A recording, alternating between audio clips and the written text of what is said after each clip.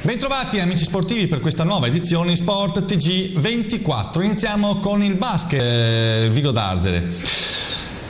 Passiamo ora a un'altra pagina e passiamo precisamente al mini moto. Si è svolta qui a Gruaro la seconda gara del trofeo Minimoto WISP, ma vediamo questo servizio tratto dal portogruaro.veneto.it. Nella giornata di domenica 28 aprile nel circuito del Motoclub Pista Gruarese è andata in scena la seconda prova del trofeo Veneto Minimoto, valevole anche a livello interregionale. I partecipanti sono stati in tutto 32, provenienti non solo dal Veneto, ma anche da altre regioni del nord Italia e persino dalla vicina Slovenia.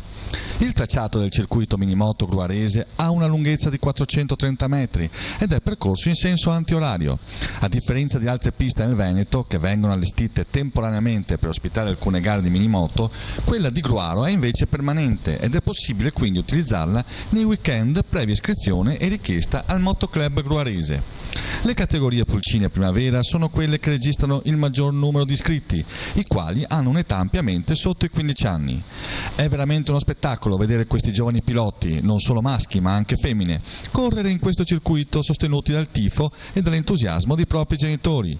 Il minimoto è una disciplina sportiva che permette di scaricare l'esuberanza degli adolescenti in maniera sicura, con il supporto di commissari di gara e di personale medico a disposizione per ogni evenienza. Per gli appassionati delle due ruote, prossimo appuntamento qui nella pista di Gruaro il prossimo 9 giugno.